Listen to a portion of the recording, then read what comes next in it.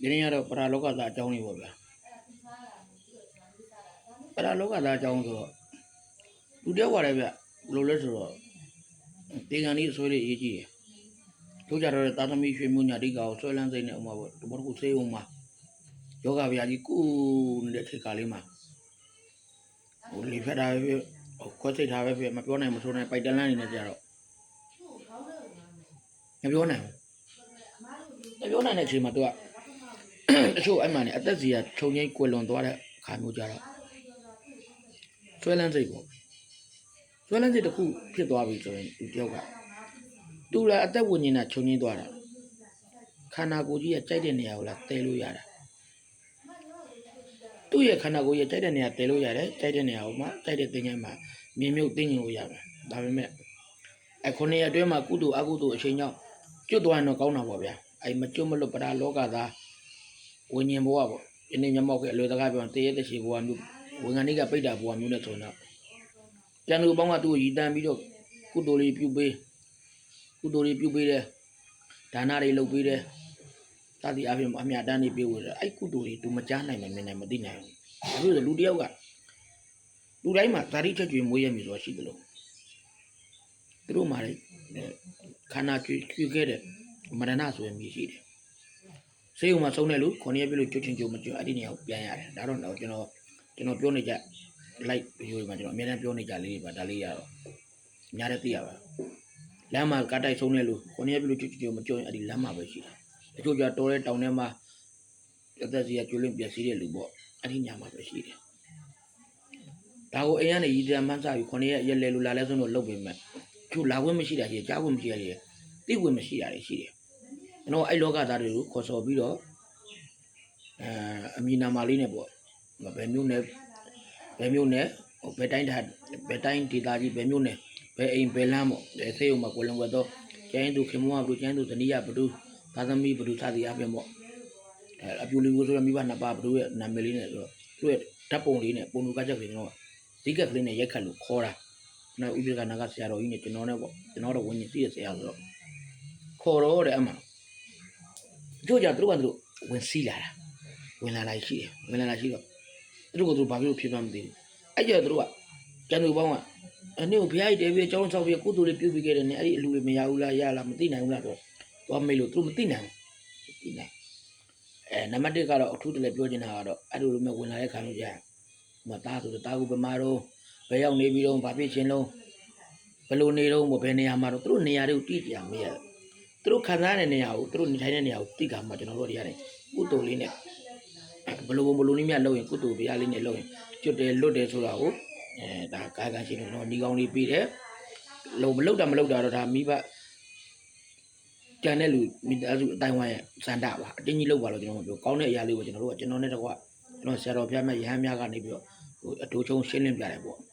တချို့ကြတော့ဘိုင်ဘာနဲ့ကျွန်တော်လုပ်ပေးရရှိတချို့ကြတော့ဥမာပေါ့မော်လမြိုင်လို့မန္တလေးလို့ဟိုသခိုင်းလို့စသည်အပြင်တချို့ဆိုကော့ကရိတ်လို့မြဝတီလို့စင်ကာပူလို့မလေးတိုင်းလို့စသည်အပြင်ပေါ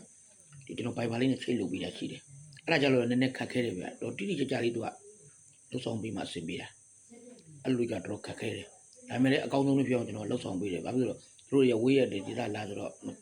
့ခရီးကစိမ့်နဲ့လာသွားဖို့လာဖို့နဲ့လန်ခီးတွေရတယ်မသားမရတဲ့ဆိုတော့တွားလိုက်ဆိုပြီးတော့ဆန္ဒတစ်ခုနဲ့လာကြတာပေါ့ဟိုပကိုးဘက်ဆိုတော့တော်တော်များကျွန်တော်စီလာကြတယ်ပကိုးရကုန်တိုင်းထဲမှာဆိုတော့တော်တော်များတယ်ပေါ့နေရာတကင်းပြောလာကြတယ်ပေါ့ဒီလောကကိုလှုပ်ပေးတာတော့ဆရာကောင်းတွေအများကြီးရှိပါတယ်ဆရာကောင်းတွေလည်းအကုန်လုံးသူ့ပညာနဲ့သူကိုကောင်းစားပဲလေးစားဖို့လည်းကောင်းကြပါတယ်ဒါပေမဲ့ကျွန်တော်တို့ကျတော့မတူညီတာတစ်ခုပေါ့ဘလို့မတူညီတာတစ်ခုလဲဆိုတော့ကျွန်တော်တို့ကျတော့တီးတဲ့ကိုယ်တိုင်သူ့အတန်သူ့ဟန်နဲ့ဝင်လာတယ်သူ့ဘာသာစကားနဲ့သူပြောတယ်သူ့အတန်သူ့ဟန်နဲ့ဝင်လာပြီးတော့မိသားစုနဲ့ပေါ့ပြေဖို့တချို့ကျတော့ထူးခြားရတွေ့ရဝင်လာပြီးတော့မှသူတို့ပါတဲ့လူမျိုးစကားပြောလိုက်တယ်ပြောရစီမှာသူတို့တွေ့ကျင်တဲ့လူသ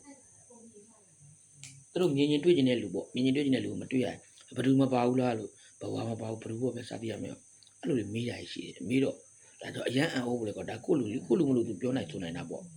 အဲ့တော့တော်လာနေပြီးတွေ့နေဖို့စသည်ရမယ်မလူလေးပဲသူတို့စိတ်ချမ်းသာအောင်ပြောပြရတယ်အဲ့ဒီချိန်မှာအချို့သောကျွန်တော်စီလာဘူးတဲ့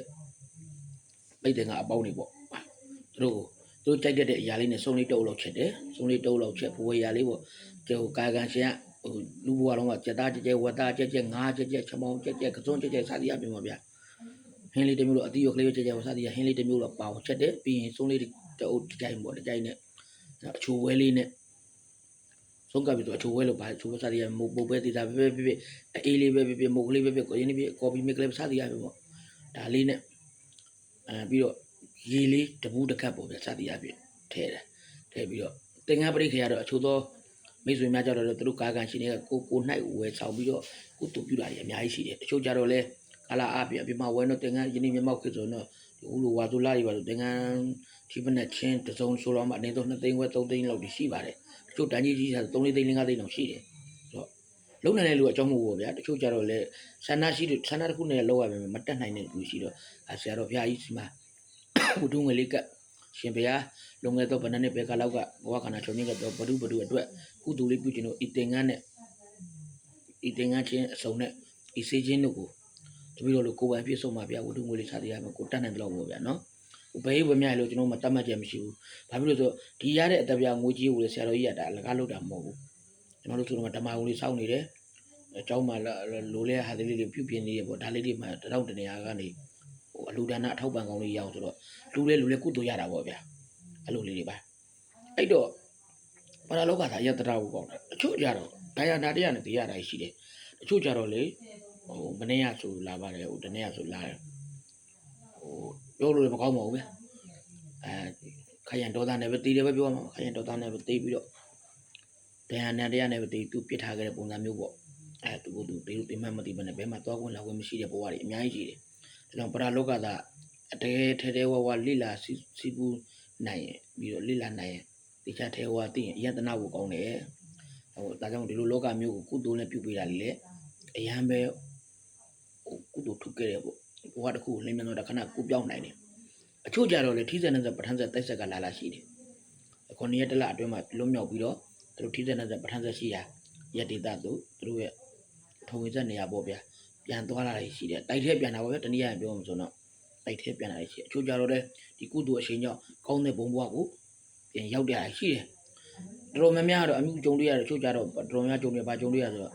အဲ့လိုကျွတ်လွတ်သွားပြီဆိုဒီတာသမီရွှေမျိုးညာတိကအတိုက်မျိုးနဲ့မှပေါ့မောင်နှမတာချင်းနဲ့မှပြန်ပြီးတော့လူဝင်စားဘဝနဲ့ပြန်ပြီးအိမ်မက်ရိုက်ပေးပြီးတော့လူဝင်စားဘဝနဲ့ပြန်လာတယ်အများကြီးတွေ့ရတယ်ပေါ့ဗျာဒါကြောင့်မို့ဒီလူကလေးကတော့ကျွန်တော်အတွက်ကတော့ကုသိုလ်လေးရဝန်းလဲဝဖြစ်တဲ့လူကလေးလည်းဖြစ်တယ်ဒါကြောင့်မို့ဘာသာကဘာကြီးမှာမီတင်းကနေထိုင်ကြကုန်တော့ခုနှစ်သားသမီးပေါင်းတို့မနုဿလူသားပေါင်းတို့ဒီကို